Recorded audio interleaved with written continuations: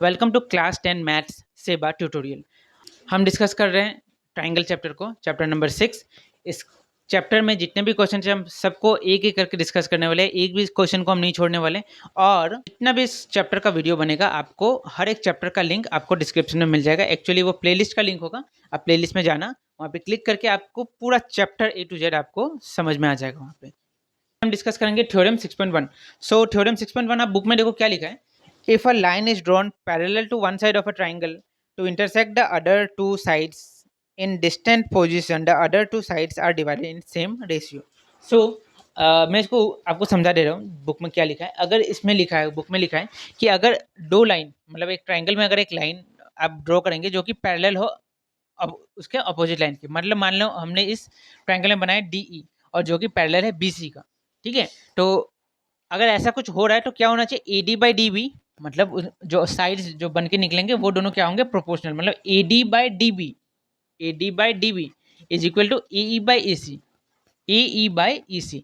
हमें ये प्रूफ करके दिखाना है। सो प्रूफ करने के लिए हमने पहले क्या किया, देखो इसको जैसे मैंने लिखा है वैसे लिखना। अगर आप कुछ इसमें स्किप करोगे तो वो आपका गलत हो जाएगा और एग्जामिनर हो सकता है आपको काटें, उसमें आपको मार्क्स डिडक्ट करें, क्योंकि ये क्लास 10 का ट्यूटोरियल है तो आपका बोर्ड का पेपर आने वाला है और चेकिंग भी बहुत टफ होता है। और जो SSLC का चेक होगा वो आपके स्कूल में चेक नहीं होने वाला। सो आप ध्यान से स्टेप्स को ध्यान से लिखिएगा। तो पहले हमने लिखा, देखो let triangle ABC in which DE is parallel to BC। ठीक है, DE हमने क्या किया, एक ट्रायंगल बनाया ABC नाम का जिसमें DE पैरेलल है किसका, BC का। उसके बाद देखो क्या लिखा, let us draw DM perpendicular to AC। अब DM कहाँ है, DM मैंने नहीं बनाया, मैं आपको दिखाने के लिए इसको रुका था। एक हमने लाइन बनाया जिस लाइन का नाम है क्या, DM, और वो क्या होगा, वो परपेंडिकुलर होगा AC का, ठीक है। और उसके बाद क्या किया, EN is perpendicular to AB। एक और लाइन बनाया हमने E से जो कि AB में टच करेगा और वो भी क्या होगा, इसका परपेंडिकुलर होगा और इसका नाम होगा N, ठीक है। EN is perpendicular to AB जैसे यहाँ लिखा है, and DM is perpendicular to AC, DM is perpendicular to AC। और हमने क्या किया, उसके बाद BE और DC को ज्वाइन किया, मतलब BE, ये BE एक्चुअली लाइन टेढ़ा हो गया क्योंकि मेरे पास स्केल नहीं है, आप समझ लो।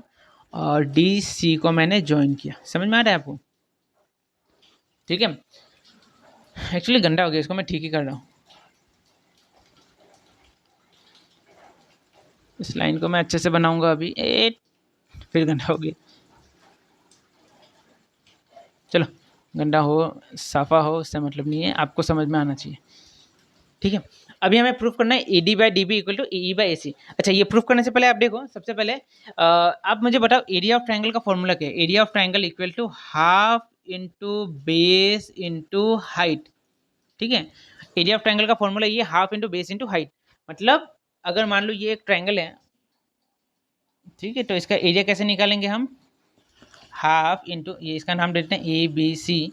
बेस क्या होगा, इसका बेस होगा इसका BC, half into BC into height क्या होगा। आप देखो ये हाइट नहीं है, इसका हाइट कैसे निकालना होगा, हाइट यहाँ से निकालना होगा, इसका नाम पकड़ लो आप AD, ठीक है, ये हाइट है इसका, समझ में आ रहा है। उसी तरह इन ट्राइंगल में भी हमारे पास हाइट नहीं था, तो ये जो हमने DM और EN बनाया ना, ये बनाने का कारण ये है कि ये हमें इस ट्राइंगल का हाइट बताएगा। अब कैसे हाइट बताएगा अभी हम डिस्कस करेंगे उस चीज़ को। सो समझ में आ रहा है, हमने हाइट, वो जो कंस्ट्रक्शन हमने किया वो क्यों किया। सो अब हम इसका आंसर देखते हैं। सो यहाँ पे मैं लिखता हूँ इसका सॉल्यूशन, ठीक है। अब हम यहाँ से आंसर देखते हैं। अब देखो ये जो ट्राइंगल है अपना ADE, इसका एरिया क्या होगा, देखो एरिया ऑफ ट्राइंगल ADE कितना होगा। अभी हमने वहाँ पे लिखा है फॉर्मूला, देखो half into base into height. So ADE इस ट्राइंगल के लिए सबसे पहले तो हाफ लिखना होगा, equal to half into base. इस ट्राइंगल के लिए बेस क्या होगा, इस ट्राइंगल के लिए बेस होगा अपना AD।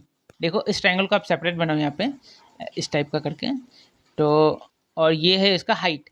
अगर हम इसको ऐसे पकड़ रहे हैं तो AD इसका क्या हो गया, AD हो गया इसका बेस, तो बेस की जगह हम लिखेंगे AD और हाइट की जगह क्या लिखेंगे हम, EN लिखेंगे। बात समझ में आ रहा है। इस ट्रायंगल के लिए हाइट तो ये हो गया ना, EN इसका हाइट हो गया क्योंकि हमने एक परपेंडिकुलर बनाया हाइट मेजर करने के लिए। सो इस ट्रायंगल के लिए बेस हो गया इसका ED। इस ट्रायंगल को देखो, अभी आपको लग रहा होगा कि बेस तो नीचे होता है, बट आप इस ट्रायंगल को एक बार रोटेट करके देखो, आप इसको रोटेट करो कि ये ऊपर चला गया, डी इधर आ गया, ए यहाँ इस साइड आ गया, लगभग कुछ ऐसा बनेगा अगर ये ट्रायंगल।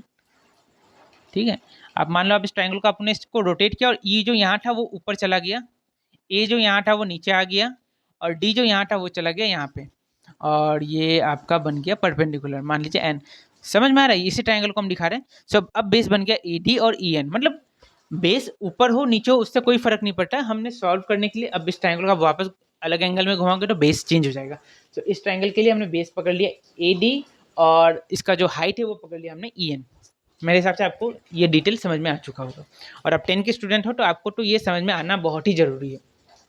अब देखो, जैसे area of triangle A D मिला ना, अब ए डी ई उसके नीचे कौन सा ट्रायंगल है, हमने देखो इस वाले परपेंडिकुलर को पकड़ा ना, तो इसका नीचे कौन सा ट्रायंगल है, डी ई बी। तो इस ट्रायंगल का भी एरिया निकालो, area of triangle D B E कितना मिलेगा आपको, देखो डी बी ई का एरिया कितना मिलेगा, वही इसको अब वापस से आप बेस पकड़ लो, और हाइट क्या होगा, देखो हाइट अभी हो जाएगा आपका वापस से, ये देखो ये लाइन तो एक्सटेंड हुआ है ना, और ये यहाँ पे, तो हाइट वापस से अपना ई एन होगा। बात नहीं समझ में आया, देखो वापस से देखो, ये एक ट्राइंगल है, मान लो ये एक ट्राइंगल है, ठीक है, और अगर मान लो मैं इसको यहाँ पे एक्सटेंड कर रहा हूँ और ये इसका हाइट है अगर, तो ये जितना होगा ये हाइट भी तो उतना ही होगा ना। बात समझ में, बस ये लाइन एक्सटेंड हो गई, जैसे कि ये लाइन यहाँ पे, ये ट्राइंगल यहाँ पे खत्म हो चुका है, पर ये लाइन यहाँ क्या हो एक्सटेंड हो गया, तो इसका हाइट तो वही होगा ना। तो इसका हाइट क्या हो जाएगा, हाफ इनटू बेस, वापस से क्या पकड़ेंगे हम डीबी, और हाइट को क्या पकड़ेंगे, हाइट अपना जो ये है हाइट होगा अपना ई एन। ठीक है, तो अभी आपको समझ आ चुका होगा हमने ये परपेंडिकुलर को क्यों पकड़ा।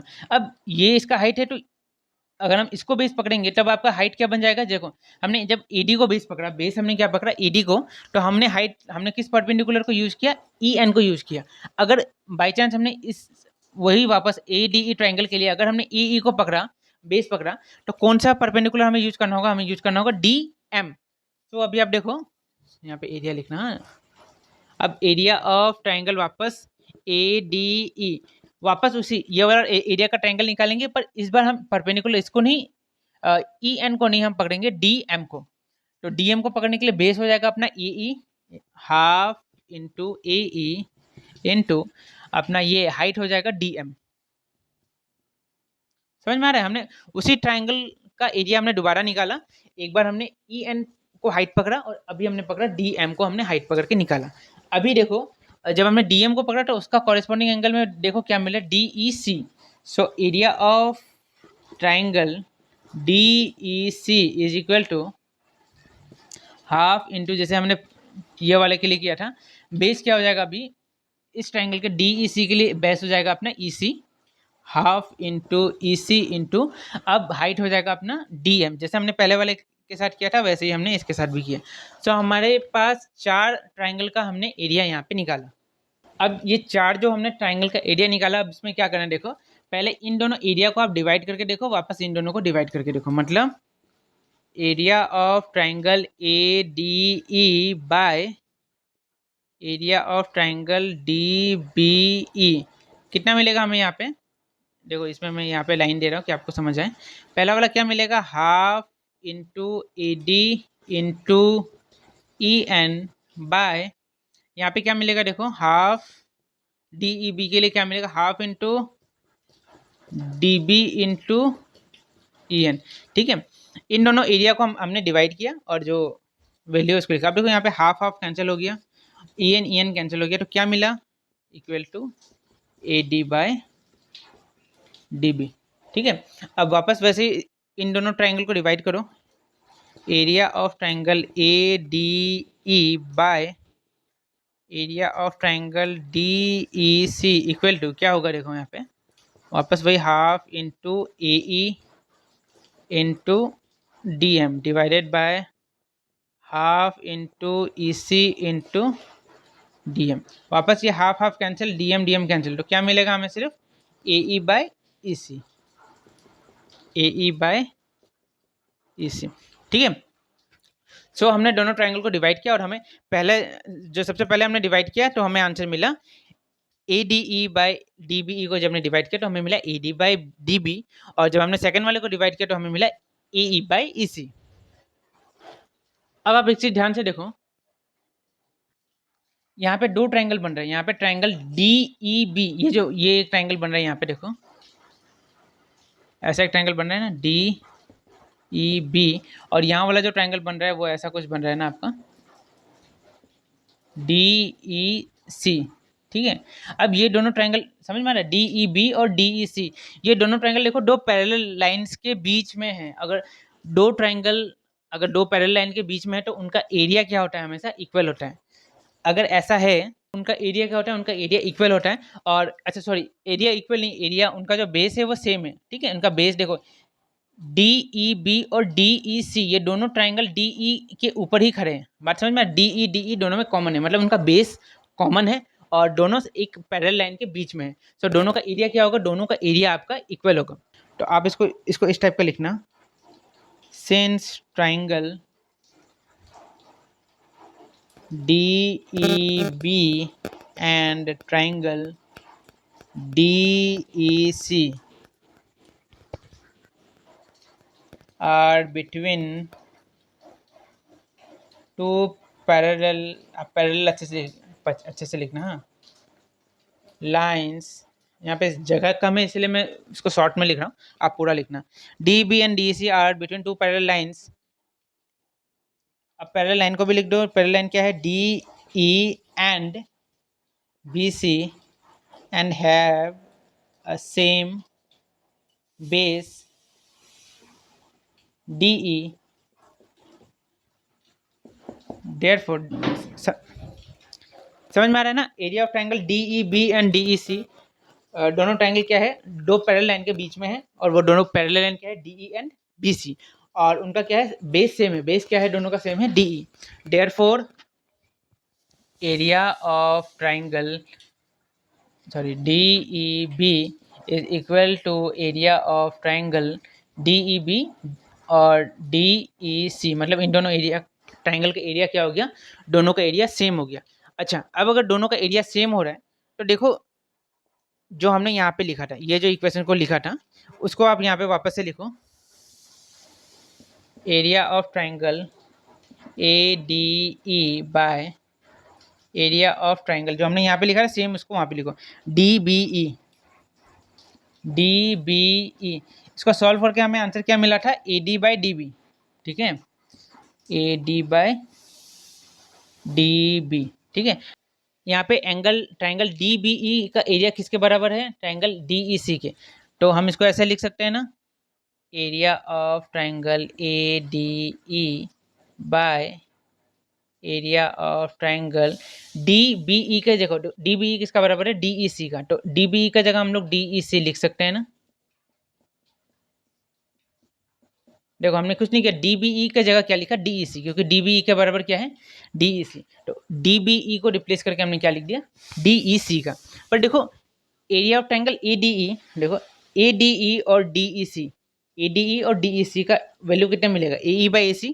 तो अब क्योंकि ये फिगर और ये दोनों सेम है तो इसका जगह हम ये लिख सकते हैं, क्योंकि इसका आंसर तो यही मिलता है। तो इसके जगह हम क्या लिख दिए, AE by EC equal to AD by DB, और हमें यही प्रूफ करना था। देखो AE by EC equal to AD by DB, तो हमें ये प्रूफ करना था, हमने ये प्रूफ कर लिया। सो ये था थ्योरम नंबर 6.1।